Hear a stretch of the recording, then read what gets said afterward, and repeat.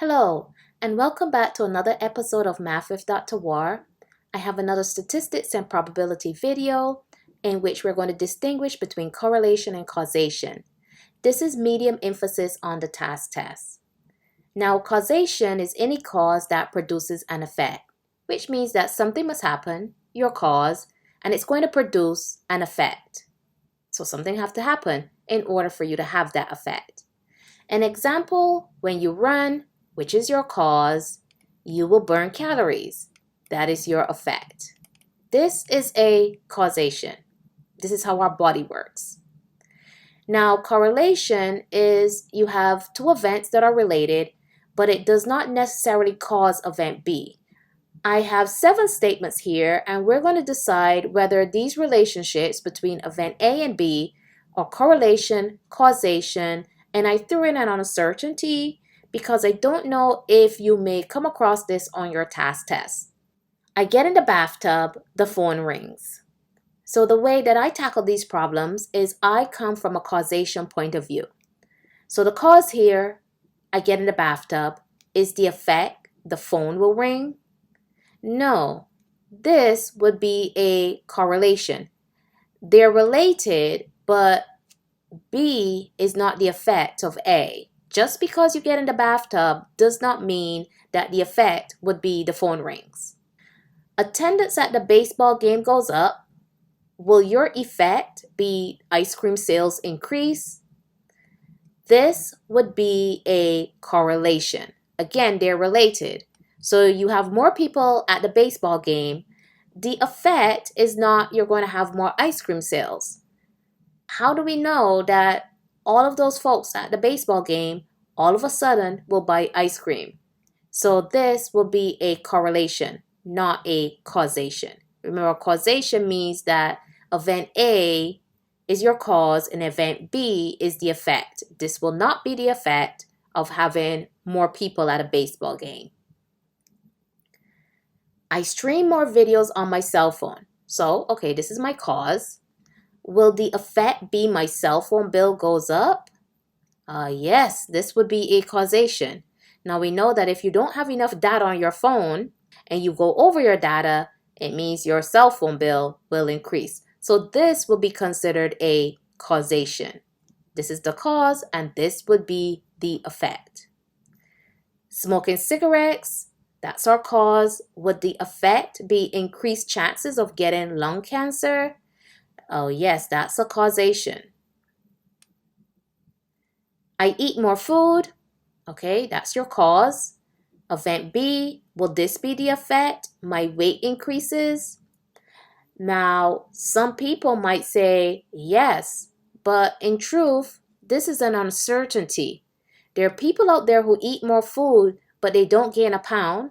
And there are people who eat more food and they gain weight. So this will be considered an uncertainty because you have people who will gain weight and people who would not gain any weight. Mankind's influence on the environment, that's our cause. Would the effect be global warming? Yes, that would be causation. We know that mankind's influence, such as driving cars, means putting more carbon dioxide into the atmosphere, and then that causes global warming.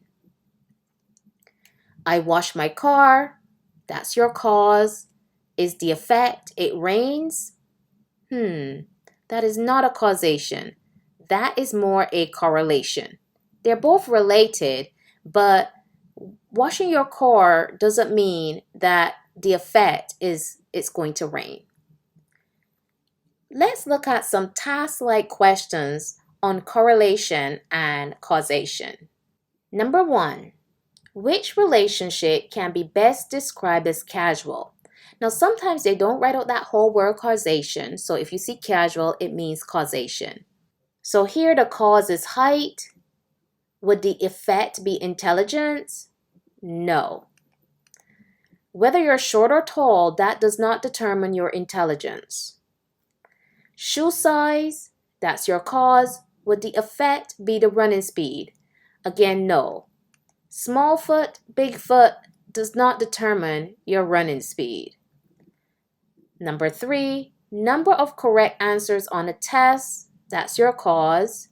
Would the effect be your test score? Yes, this is a causation because how many questions you have right will determine your test score. Number 4, number of students in a class, that's your cause. Would the effect be students with brown hair? No. So notice number 3 is your causation. Which situation does not, and be careful with that word not, describe a casual relationship? So because we don't want a casual relationship, it means we're looking for a correlation. But again, I go from a casual point of view. The higher the volume on a radio, cause, would the effect be the louder the sound will be? Yes, that's a causation. We don't want it. The faster a student types a research paper, the cause, the more pages the paper will have. Just because someone is typing fast does not mean the effect will be the more pages you will have. So this is our answer. Number 2 is a correlation. Now, if you didn't know that it was number 2, just keep reading through your situations. Number 3 says the shorter the distance driven, cause, would the effect be the less gasoline that will be used? Yes, this is a causation. We don't want that. Number 4, the slower pace of a runner, cause, the longer it will take the runner to finish the race. Yes, that would be the effect. Number 4 is a causation. Number 3, let's put that here. Which situation describes a correlation that is not a casual relationship? Sometimes on the TASC test, they may get very wordy, and you might read a question and go, what are they asking? So basically, they want you to identify a correlation because they say that is not a casual relationship. So again, for me, I'm going to go from the point of view of casual relationships. And if it is, disregard. Number 1, the rooster crows, that's the cause. Would the effect be the sun rises? No, that is not a causation, which means this is our correlation. They're related. The rooster crows, the sun rises. It happens sometimes, but it's not the effect. Number 4. Now, I like number 4 because it puts together your scatter plot, which I did in a previous video, correlation and causation. Beverly did a study this past spring using data she collected from a cafeteria. She recorded the data weekly for ice cream sales and soda sales. Beverly found the line of best fit and the correlation coefficient as shown in the diagram below. So this is Beverly's cafeteria study. Noted her scatter plot. On the y-axis, cans of soda sold. X-axis, ice cream bars sold. Notice she has a positive slope. It's going up. It's increasing from left to right. So this would be a positive correlation. And we know for positive correlation, it means that your y-axis is increasing and your x-axis is also increasing. You can also look at the correlation coefficient. It's 0.96, is a positive number, so that also indicates a positive correlation. Given this information, which statement or statements, notice they have S in parentheses, which means that it could be more than one, can be correctly concluded. Number 1 says eating more ice cream causes a person to become thirsty. 2 says drinking more soda causes a person to become hungry.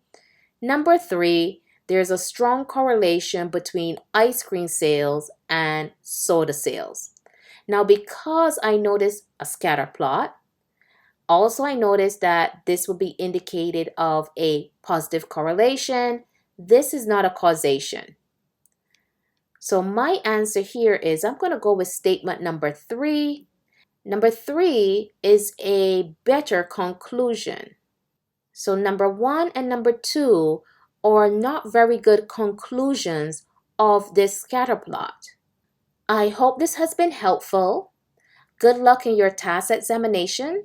I know the TASC centers have been reopening. And remember, if you like the content, please like, subscribe, share, and comment. Have a great day.